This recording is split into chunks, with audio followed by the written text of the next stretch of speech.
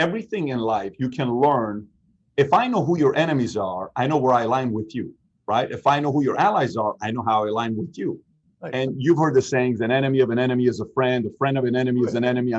This is not the first time you're hearing this. So who would you say, when Trump was president for the 4 years versus now Biden being president for the last, whatever timeline is that he's been a president, who would you say were Trump's biggest enemies who constantly got in his way? And who do you think are Biden's biggest enemies today? And who could be their biggest enemies? So Trump's biggest enemies, Biden's biggest enemies. And I'm not talking about just China or Iran. I'm talking about media, I'm talking about like social. I'm talking a little bit deeper than that. Who would you say are Trump's biggest enemies versus Biden's biggest enemies? Well, I want to just go on the record saying President Donald Trump was a friend. Okay, he was a friend before he was president. We have these great ceremonies, the Army-Navy game back before COVID. Right after he was elected, he attended the Army-Navy game with my foundation, Freedom Alliance, right? Half the game on the Army side of the field, half the game on the Navy side of the field with our supporters and friends and our board members and the like. I told him then, don't be an enemy to yourself. Unfortunately, he never took that advice. He would call me up at various times, both before he was president and afterwards, and he'd ask me for advice. I would end it always with, give me your phone, because you are your own worst enemy. Biden doesn't have that problem.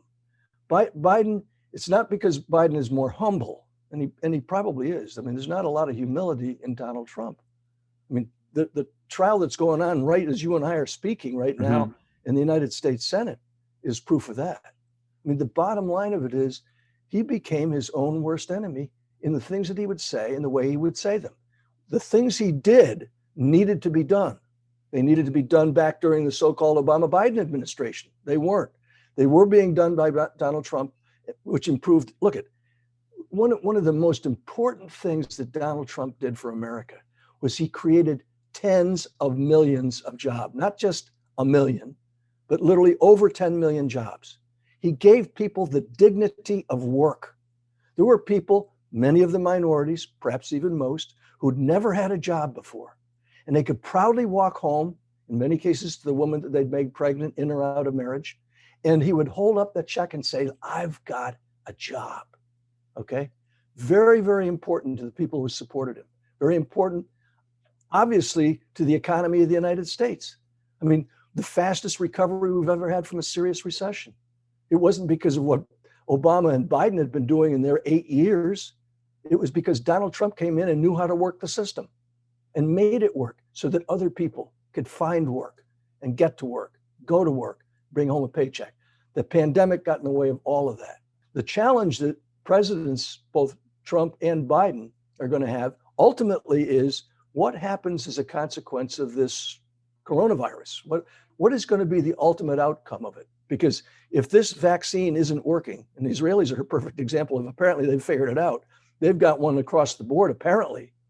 Lord knows there's a lot of baloney about vaccines.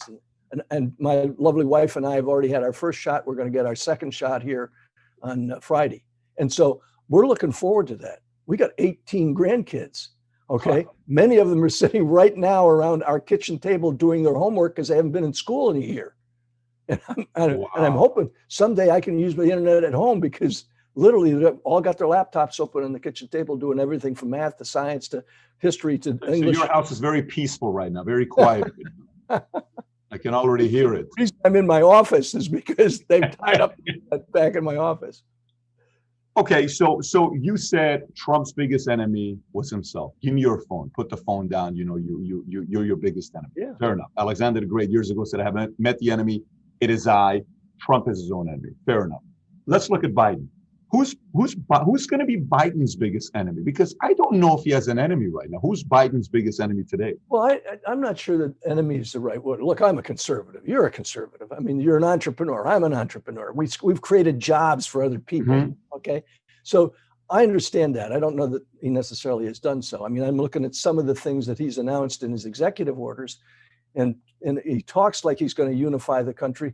But we now have something that's never happened before in American history, probably is unconstitutional, and that they're trying a person who's no longer in office in an impeachment process that says the only punishment for impeachment is removal from office.